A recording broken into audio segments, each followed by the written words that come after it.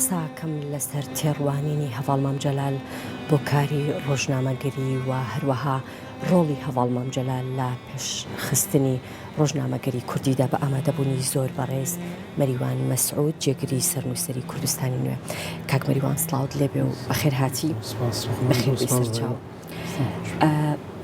بەڕای زۆرێک لە ڕەخنەگران پێیان وایە کە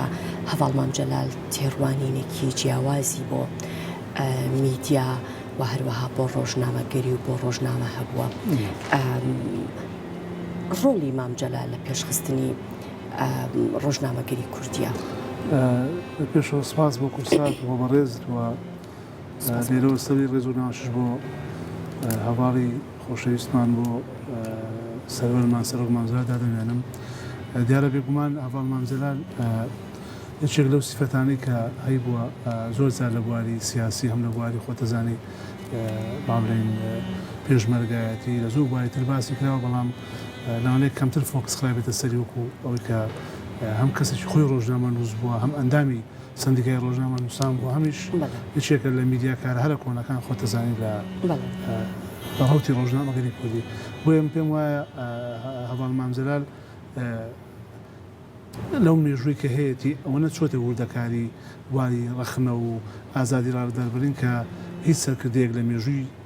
توان بڵێم ناوچەکە عێراقیش بەو شێوەیە ینی بایەخی بە بواری هەم نووسین هەم خوێندەواری با بڵێن کە ئەساسی خۆتەزانی ڕۆژنامەگەریە لەگەڵ مەسەلەی ڕەخنە، ئەنی ئەڵێ ڕەخنە مام جەلال یعنی دوو جار بە بەردەوامی لە چەندین کۆبوونەوە کە کاتی خۆی لەگەڵ ئێمەی کردو مەسەلەن کە وتێتی ڕەخنە یەک جار نەیوتوە ئیلا وتری دوو جارەکە تکراری کردوێتەوە، ینی با بڵێن زەختی لەسەر کردوێتەوە کە ڕەخنە هیچێکە لە ئەساسەکانی هەم ڕۆژنامەگەری هەم وڵاتێکی دیموکراسی. ئەوە مام جەلال پێی وا بوو ئەبێ ئەگەر وڵاتێک بێ دیموکراسی بێ ئەبێ ئازادی ڕۆژنامەگەری و ئەبێ ڕەخنە و ئەبێ ڕەخنە و ڕەخنە لەخۆکردن پێش هەموو شتێک بێ. بۆیە بەردەوام پێم وایە کردووی بە ئەساسی بنچینەی تێڕوانینی خۆی ئەمەش ڕەنگدانەوەی هەبووە تەمان لە هەر لە سەرەتاوە کە کاری کردو هەم لە نووسین هەم لە ڕۆژنامە نووسین جە بە خۆتەزانی بە ناوی مستعار شتی نووسیوە زۆرجاریان زۆر جار چەندین وتای نووسی هەربێ ناو بڵاو بۆتەوە. بەردەوام ئەو چەمکەی کە ئێستا ئێمە بە دوای گەڕێنیان پرسیارەکەی جەنابەتیدا مەسەلەی ڕەخنە و ئازادی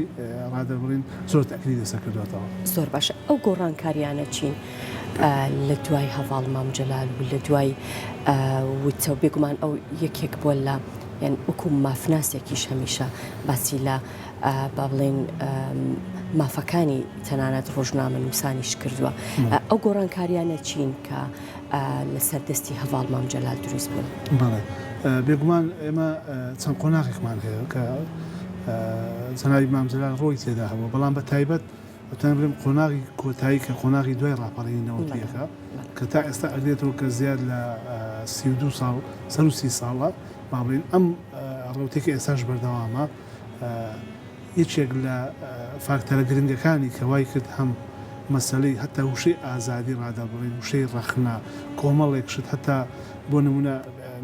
بینەران و جەنابەت دەخەمەوە مەسەلەن سەکۆی ئازاد کە لە پارچی ئازادی سلێمانی دروست کرا،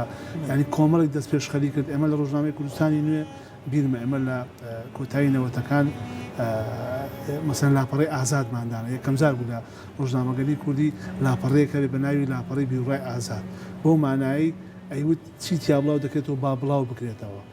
بەڵام بنووسن ڕۆژنامە لی بەرپرس نییە دەستکاری هیچ نووسینێک مەکەن پێش هەموو کەسێک لەسەر من بێ نووسینەکان. ئەین جەنابی مام جەلال دوو شتێشکە بیر جەنابەت دەخەمەوە کە هەڤاڵ مام جەلال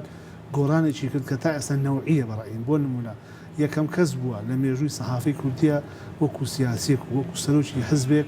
وەکو سکرتێری حزبێک یان وەکو سەرۆک کۆمارێک کە کاریکاتێری سیاسی لەسەر کراوە یان با بڵێن تەنزی سیاسی لەسەر وتراوە. مام جەلال بۆ پەڕی خۆشحاڵی و قبوڵی کردووە کە خۆتەزانی ئەوەی چێکە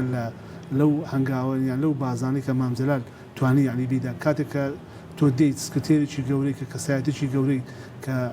سمبولی با بڵێن کوردایەتی ئەم مەنتیقەیەت تۆ قبوڵتە کاریکاتێر لەسەر بکرێ. بەڕاستی ئەمە عنی لەو کاتی کەم بۆت باز دەکەم کە ئەم سۆسیال میدیا و ئەم تەکنۆلۆژیان نەبووە لە ینی قمەی با بڵێن دوتکەی ینی بەڕاستی بیرۆڕە ئازاد و ئەو شتە بووە کە مام جەلال باڵێن هەنگاوی بۆ ناوە. دووش ئەگەر ئەنی بۆ دەرفەتم بدەی ئەوت بیر دەخەمەوە کە هەر لەسەر دەستی و با بڵێن دەستژێر سێبەر و سایی هەواڵ مامزرا لە بەڕاستی ڕۆژنامەی ئەهلی و ئازاد هاتە ئارا خۆتە زانی لە دوای 2000ەوە لە سەرەتای 2000ەوە کۆمەڵێک ڕەوت پەیدا بوون کە هیچ ئەنی ئەم با بڵێن فەرمانی کرد هەتا بە فەرمانیش کە هیچ کەسێک بووی نییە تەداخل لە کاروبار ئەو ڕۆژنامە و ئەم میدیا ئازادانە بکات خۆتە زانی سەردەمی دوای هاوڵاتی و ئاوێنە و لڤین و کۆمەڵێک میدیای هاتە ئاراوە کە سەتان نەوەتی ڕخنەکانیشیان لە خودی جەنابی مامزرا و لێچی نیشتمانی کوردستانیش بوو بەڵام هەمووشی لە منتیقەی سلێمانی و لەو ناوچەی کە ئێمە ئێستا کردن ناوچەی سەوزدەم ناوە دەرکەوت تاوان ئەویش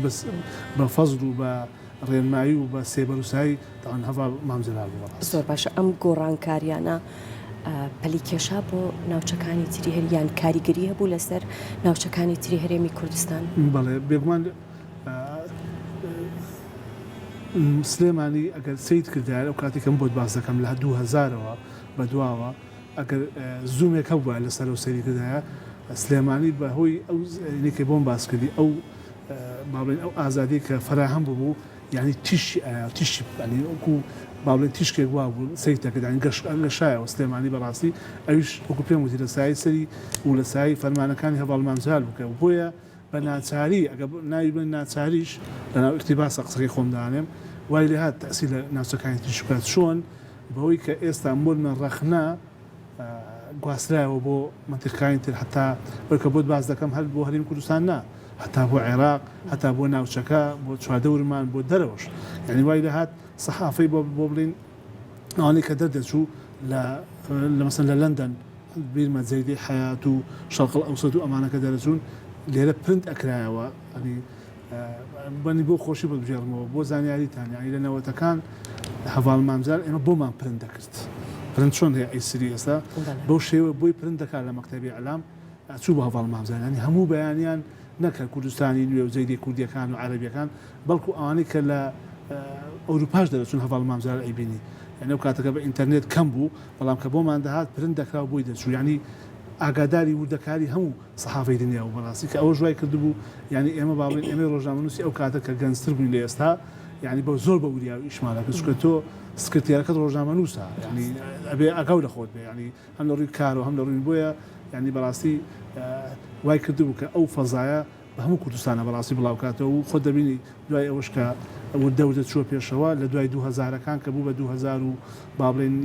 2010 بە دواوە ئێتر هەموو کوردستانی گرتەوە ئەو ڕەوتە و چەندین با بڵێن ڕۆژنامە و یان گۆڤار و هەتا وردەکە سۆسیال میدیا پەیدا بوو یعنی هەموو کوردستان ئێستا بەیەک ئاراستە کارەکان. بەڵێ جگەل لە ڕۆڵ و کاریگەریەکان دیارترین ئەو بڕیارانە چی بوون کە هەواڵ مامجەلال سەبارەت بە ڕۆژنامە نووسان ڕۆژنامە و باڵێن هەموو ئەو چاپ و بڵاوکردنەوەانە دەری کردبوو تا ئێستش با بڵێن کاری پێ بکرێت. طبعا ئێمە کوردستانخان لە سەحافە ئێستا ئاماژەم بۆ جەناب کە یەکەم کەس بوو کە لاپەڕی بیڕای ئازادی داهێنا بەعین داوای لە ئێمە کرد کە ئەویشە بکەین داهێنان هێشکەشی کرد هەواڵ مامجەلال تاان لە تەلەڤیزیۆنەکانیش نەکرد لە ڕۆژنامەکان ئەویش مەسەلەی کاروباری هاوڵاتی بوو ئەوەی کە تۆ باسیەکەی بۆ نمونە یعنی بیرمە ئەو کاتە ینی باڵێن بە حکوومەتی ئەوت یان ڕاستەوخۆ مەسەلەن بەرپرسانیەتی لە حکوومەت هەر ڕەخنەیەک هەر پەیامێک کە لە ڕۆژنامە و لە تەلەڤیزیۆنەکان بڵاوە کردو کە ڕەبتی هەیە بە هاوڵاتی ئەبێ بە دەنجەوە بچن و جێبەجێ بکەن یعنی باوتان هەبێ ینی بیرمە یعنی یەکەم شت کە مەسەن وەزیرێک یان بەڕێوەبەری گشتێک کە چۆ سەرکار یەکەم شت کە داوای کردووە بمنە کوردستانی نوێ بۆ یان گەلی کوردستان بۆ یان کورسات بە بزانین چی تێدا بڵاو کراوەتەوە ئەین داوای راپۆرتی کردووە لەبارەوەی بۆچی چکە لەسەرەوە ڕقیبێکە بۆ چاودێرێکە بوو کە داوای لێکردوون کە ئەبێ بە دەنگ هاوڵاتیەوە بچن بەڕاستی ئەم ئیشەش ینی ئەم کارش ینی بیرم نایە هیچ سەرکردەیە کرد بێتی بەقەد مامزال بە وردی سوێت تەفاسیرەوە کە هاوڵاتیەک چی دەوێت چی ناوێت حتا ینی هەندێک نمونەم بیرەکە مەسەلەی بۆ نمونە دەرمان پێداویستی دەرمان ینی بیرمە لە یەکێ لە بنکەکان پێداویستی دەرمان نەمابوو ئەمان ئەو کاتە وەزیر ینی خۆی وەزیری تەندروستی وەڵامی نەبوو دوای 2 ڕۆژ خۆی شتی نووسی یعنی ئەڵێ وەزیری تەندروستی بۆ وەڵامی هەوڵاتی نەداوەتەوە ینی ئەوە چۆ تەفاسیرەوە کە ئەوش بەڕاستی وای کردبوو کە چۆن بڵێن کاردانەوە و یان خێر باتەوە بۆ خەڵکەکەش یان خەڵکە دڵنیا بوو کە ئەوی لە ڕۆژنامە دەوترێ دەگاتە شوێنی خۆی تاوانەوەشەم بە فەرمانەکان و یان بە چاودێریەکان یان بە بڕیارەکانی هەواڵ مامزەلال زۆر ڕاستە ئاماژەت بۆ کرد کە بەشێکی زۆر لاو وتارەکانی هەواڵ مامجەلال بە تایبەتی لەو سەردەمەیە یان بەبێ ناو بڵاو کراتەوە یان لەژێر ناوی خوازراوە ئەو وتارانە ئێستا لە کوێنوە لەکوێدا بڵاو بوونەتەوە یان لەکوێ کۆکراونەتەوە. بەڵێ پرسیارەکە زۆر لە جێ ئەمە مامزەلال چەند قۆناغێکی هەیە لە ژیانی ڕۆژنامەنووسی بۆ نمونە لە دوای پەنجاکان مەسەلەن هەم لە ڕزگاری هەم لە خەبات هەم لە خەباتی کوردستان هەم لە ینی زۆر سەخت کوردستان بە عەرەبی بە کوردیش بۆ نمونە ئەو کاتە مۆدێلی نووسین وان نەبووە چونکە زۆر سیاسیانە نووسیویانە بۆ نمونە زیاتر تەنها سەرنووسەر خاوەن ئیمتیاز زۆر زاری بەس خاوەن ئیمتیاز ناوی نووسراوە یعنی بۆ نمونە ئەگەر تۆ سەیریکەی لە کۆی بۆ نمونە 10 وتارە 2 وتار ناوی پێوە ناویشی پێوە ببێ ناوەکە ناوی مستعار بووە ئەی ناوی خۆیان نەبووە بەڵام طبعا هەواڵ مامزە ئەو کاتە کە لەگەڵ ڕەوانشاد مامۆستا برایم ئەحمەد مثلا هاوکار بوونە بەیەکەوە چەند ئیشیان کردووە چەندین هەتا ینی بەم دوایە تەمان ساخ کراوەتەوە بۆنە توێژەران و ئەمانەی کە لە بواری میدیاویان ئەرشیف سازی کار دەکەن ساغیان کردوەوە کە زۆربەی مەسەن بۆنە وتارانەی هەواڵ مامزەلال بووە کە بڵاو کراوەتەوە یان زە لە شێوازی نووسینێتی یان هەیە ئاگای لێ بووە دوای ئەوە قۆناغیشکە دێت قۆناغی دەرکردنی بڵاوکراوەکانی یەکێتی تەمان لە دوای 76 کە یەکەم بڵاوکراوە کە شەرارە دەرەچێ بە عەرەبی خۆمان هەیە قسێکمان لە ئەلفی بۆیایی لە ئەلفی بۆیایی هەواڵ مامزەلال خۆی نووسێت هەر هەمووی یان هەم سەر وتارەکە هەم وتارەکان هەم هەواڵەکان یعنی هەمووی دەست و خەتی خۆیەتی خۆ ناویشی پێوە نییە بەڵام ئێستا بۆ نمونە ئیسپات بووە کە ئەوەی زەنانی مامزەلال لە ڕێبازی نوێ دوای ئەوە بە کوردی بە هەمان شێوە یان ناوی بەکارنەوە مەسەلەن ناونێ ئێستا زۆر ناوەکانم بیر نەبێ بەڵام مەسەلەن پیرۆتم بیرە بە ناوی پیرۆت چەندین وتاری هەیە مەسەن بڵاوی کردەوە ئێستا ساغ بوو دەگەت چەند ناوێکی تر کە بەکاری هێناوە بەڵام ئەوەی کە تۆ ئەڵی چی بەسەر هاتووە تاوان هەمووی هەیە ئێستا هەمووی مەوجودە هەمووی پارێزراوە پێم وابێ ئەرچی ئەم ڕێکخراوە تازەی سەرۆک مامزەلاش کە دامەزراوە یەکێ لە ئەرکانی ئەمە دەبێت کە ئەرشیف سازی هەم لە وتار هەم لە وێنە هەم لە دیدارەکانی هەواڵ مامزەلال کە تەسەوڕەکەم لەوێ ئەین جێگای خۆی بکاتەوە یان لە کتێبێکە یان لە ئەرشیفەکە کۆ بکرێتەوە. ئوسلوبی نووسینی هەواڵ مامجەلال چۆن بووە؟ با بڵێن شێوازێکی تایبەت بەخۆی هەبووە کە ئەگەر لەژێر ناوێکی خوازراوی شابێت بۆ نمونە ئەو کەسێک کە ئەی خوێنێتەوە یان خوێنەر بیناسێتەوە بزانێ ئەمە هەمان نووسینی هەمان کەسە. بێگومان لە دنیای نووسینە کوردستانخان چۆن لە دنیای ئێوەیە کە دنیای تەلەڤیزیۆنی و شاشەیە ئێستا من ئەگەر جەنابەت بۆ نمونە ئەگەر فەیسی تۆش نەبینم لەوانەیە بە دەنگ و بە ئیلقایەکە تۆ بناسمەوە کە ئەمە کوردستانخانە بۆ نمونە پێش شارەکەی تەوان لە نووسینی شەوەکو جەنابەت فەرمووت هەمان شتە یعنی ئەگەر زۆر زیات تەلاعوبیشیان کردووە باڵێن یاریشیان کردووە بەو شە بۆ نمونە خۆیانە ویستویانە ئەم وتارە نەناسرێتەوە بۆ نمونە پەیامێکی سیاسی بووە لەو کاتەیە بۆ نمونە لەوانەیە دژی عێراق بوو بێ و کاتەکە سەردەمی مەلەکیە یان سەردەمی کۆماریە نانویستۆ بزانرێ فڵان کەسە بەڵام دوای ئەوە قۆناغی دوای بڵێن شتەکانەوە لەو سەردەما یەکسەر بەیاننامەیەک دەرچووە هەتا بەیاننامەی سیاسی یان بەیاننامەی حزبی کە نووسراوە بۆ نەزانیویانەوە هەواڵ مامزەلال نووسویەتی یان ڕەوانشاد مەسەن کاردۆ شیروان نووسویەتی بۆ نمونە ئەمانە لە زۆر سەردەما ناسراونەتەوە ناسینەوەکەشی قورس بووە بەڵام بۆ ئێستا قورس نییە کە تۆ دەی مقارنە دەکەیت چەند وتارێک دێنی یان چەند دەستەواژەیەک هەیە